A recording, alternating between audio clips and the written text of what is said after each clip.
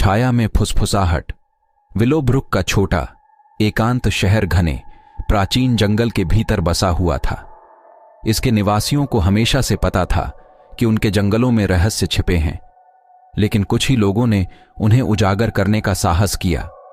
पीढ़ियों से चली आ रही फुसफुसाती कहानियों के बीच एक नाम ने उनकी रीढ़ में सिहरन पैदा कर दी, द शैडो वॉचर। वर्षों तक विलो ब्रुक के लोगों का मानना था कि शैडो वॉचर एक किंवदंती है, लेकिन किंवदंतियों में जीवन में आने का एक तरीका होता है, खासकर उस जगह पर जहां जंगल खुद एक अंधेरी प्राचीन ऊर्जा से सांस लेता हुआ प्रतीत होता है। फुसफुसाहट की शुरुआत जिज्ञासु किशोरों के एक समूह से हुई, जिन्होंने एक चांदनी रात में जंगल के बीचों बीच जाने का फैसला किया।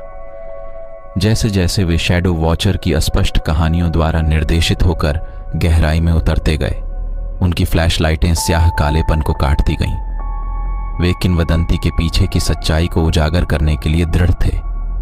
जैसे जैसे समूह जंगल में आगे बढ़ता गया, पेड़ उनके चारों ओर बंद होते दिखे और हवा में एक भयानक शांति छा गई। तभी उन्होंने इसे देखा, एक क्षणभंगुर छाया, अंधेरे में एक फुसफुसाहट, एक आकृति जो अलौकिक कृपा के साथ एक पेड़ से दूसरे पेड़ की ओर बढ़ती है, हमेशा उनकी पहुंच से दूर होती है। समूह भय और आकर्षण के मिश्रण से जकड़ा हुआ था।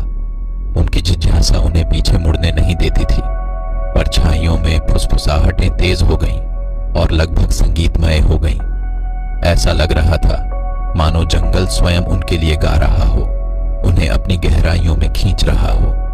वे अचानक एक प्राचीन अतिवृष्टि वाले कब्रिस्तान पर पहुंचे, जिसकी कब्रें घिसी हुई थीं और काई से ढकी हुई थीं, मानो जंगल उन्हें निगलने की कोशिश कर रहा हो। शैडो वॉचर, अब चमकती भेदी आंखों वाली एक काली आकृति छाया से उभरी।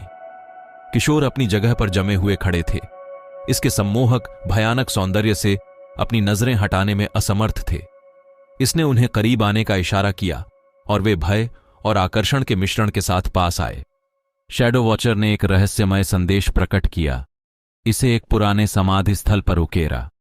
इसमें एक ऐसे अभिशाप के बारे में बताया गया था जिसने इसे जंगल में बांध दिया था, एक ऐसा अभिशाप जिसे केवल इसकी कहानी दुनिया के सामने प्रकट करके ही तोड़ा जा सकता था।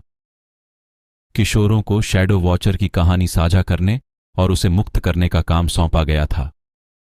वापस लौटने और कहानी साझा करने के वादे के साथ किशोर जंगल से चले गए। उनके दिल अभी भी मुठभेड़ के साथ धड़कने लगे हैं। उन्हें आश्चर्य हुआ कि क्या उन्होंने वास्तव में छाया दृष्टा को देखा था, या क्या यह सब भयानक जंगल द्वारा लाया गया एक सामूहिक मतिभ्रम था। वर्षों बाद वे विलो ब्रुक लौट आए। अब उनके अपने परिवार हैं।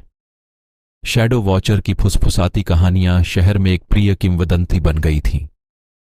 उन्होंने नई पीढ़ी के साथ कहानी साझा की, लेकिन कभी भी निश्चित नहीं थे कि उन्होंने जो सामना किया वह वास्तविक था या परछाइयों की एक चाल मात्र थी। छाया देखने वाला अभी भी जंगल की गहराई में छिपा हुआ है, उस दिन का इंतजार कर रहा है जब उसका अभिशाप हटा लिया जाएगा। और विलो ब्रुक में विस्पर्स इन द शैडोज की किंवदंती जीवित थी, जो एक अनुस्मारक थी कि कुछ रहस्यों को प्राचीन जंगलों के बीच में दफन छोड़ दिया जाना बेहतर था।